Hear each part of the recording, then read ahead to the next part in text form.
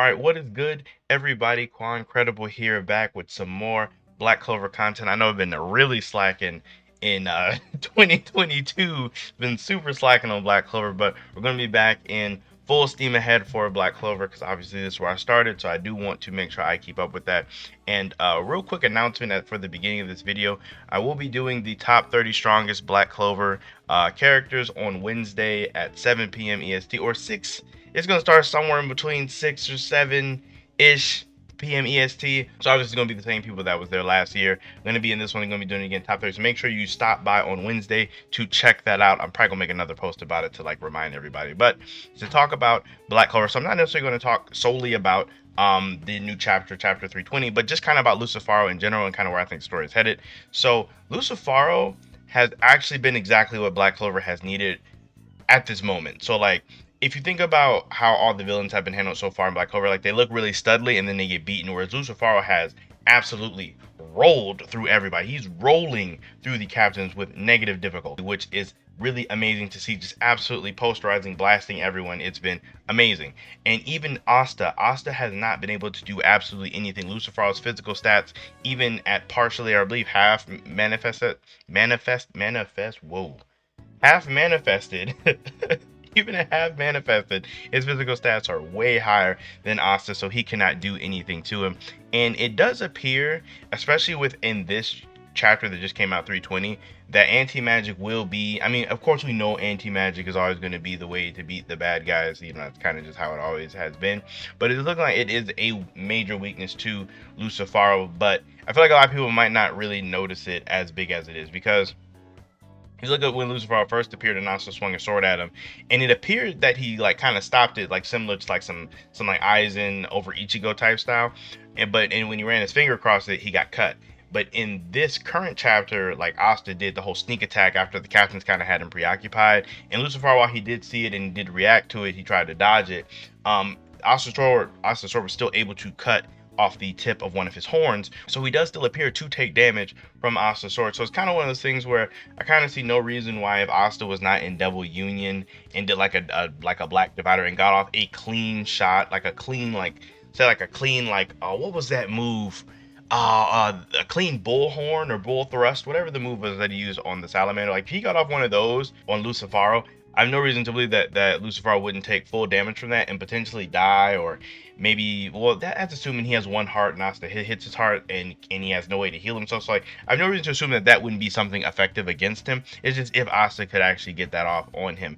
At least that's what it appears to be. But that'd probably be like the worst way to handle it. But back to things that are actually going on in the chapter. So like with Lucifaro, like hyper focusing Asta, all the captains are basically like, they realize that, you know, Asta's anti-magic is the key to beating him, and they try to, like, I guess it almost feels like they're trying to make a way for Asta to potentially get away or not die, so they can like use him to beat Lucifaro in some way, shape, or form. And again, it's more of what we got from the last chapter, just Lucifaro like rolling through everyone. It's funny because Lucifaro is not using any spells still. He's only using uppercuts. Like he's grabbing people and just using uppercuts. Like he uppercuts Jack and he puts Nozel on, like it looked like an album cover, honestly, to me. Like Nozel's been getting done absolutely dirty. But basically at the end we see him, he's about to like stomp down on Asta, and this is when, you know, a star appears and it's clearly Yuno, and Yuno does save him. Ties back to the whole thing with Asta and Yuno owing each other, because Asta did save him from Mars, so Yuno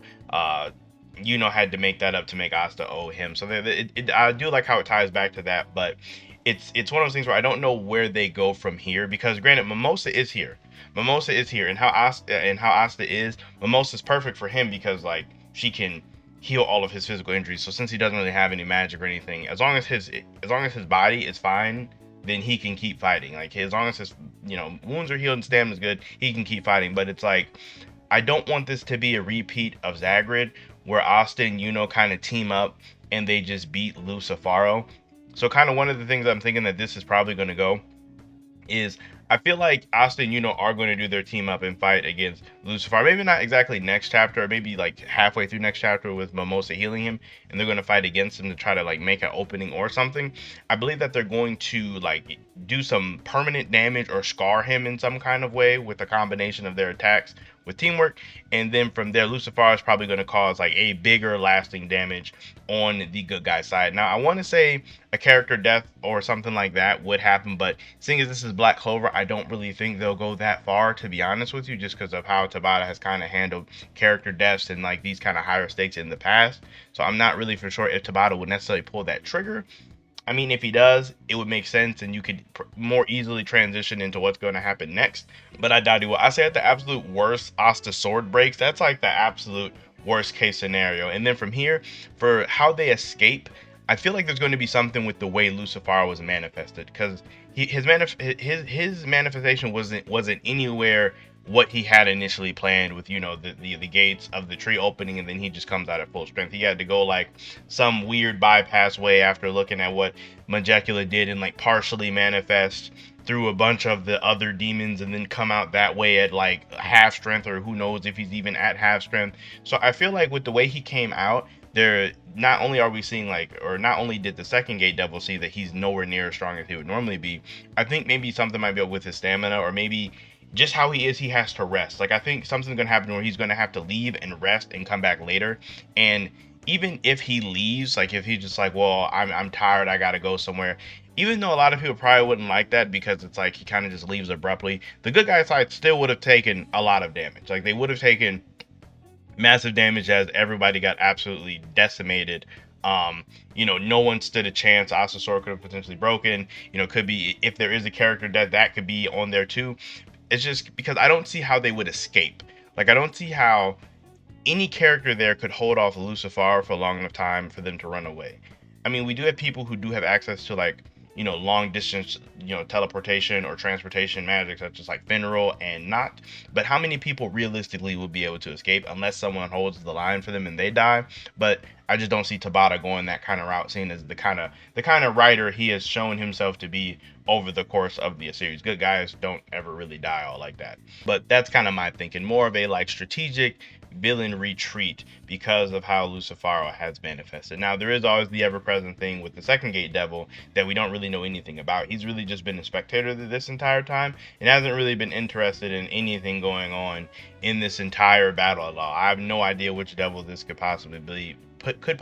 I'm not like super versed in demonology or anything like that, but he could play a hand in Lucifero's like you know, with him escaping because of the way he was manifested, or he could potentially betray him. I've seen people talk about that too, so it's kind of up in the air for where this could go next. But ultimately, I don't really think Yuno's going to be able to do a whole lot.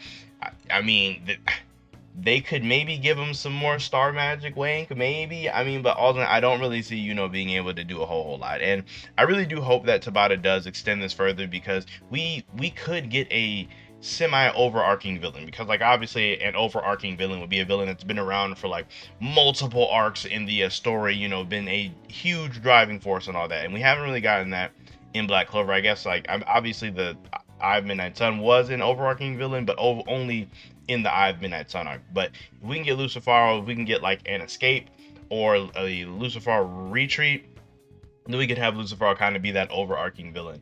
And it kind of would, I think it would be cool, because Lucifer would be, you know, regaining his full strength in addition to like taking over things gradually. He wouldn't just be full power destroying the world. He'd be gradually, you know, extending his like reign. And then the good guys, we could get like maybe either a second time skip or more of a, you know, more in-depth training, because we kind of, at least in the manga, it was such a harsh skip.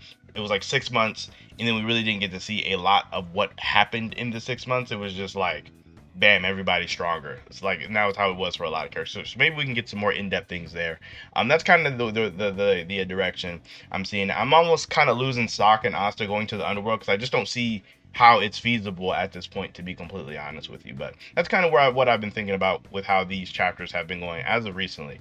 Obviously, Black Clover has really been on fire lately. Tabata has been in his bag, so I've been very happy with what's been going on. I mean, there is little nitpicky stuff that I could do, but overall, Black Clover has been amazing right now. This last chapter was great. I would love to know what you guys were thinking about it down below.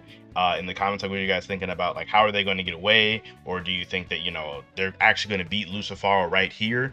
Or, like, kind of where the story's going to go? Because in my mind, if you beat him now, I don't see what else Black Clover could possibly do unless you, like, go into, like, angels or something. Like, I don't see, or dwarves, like other races that we haven't seen. I don't see what else you could really go into, but that's just kind of my thing. So let me know what you guys think about all that down below in the comment section. Make sure you guys tune in on Wednesday for that top 30 character stream with me and the guys. It's going to be great. It's going to be a great time. So I really want you guys to be there. So with that being said, make sure you like the video as well as subscribe to the channel if you have not already, for more content is on the way. Other than that, you guys enjoy the rest of your day, and I'll see you all in my next video.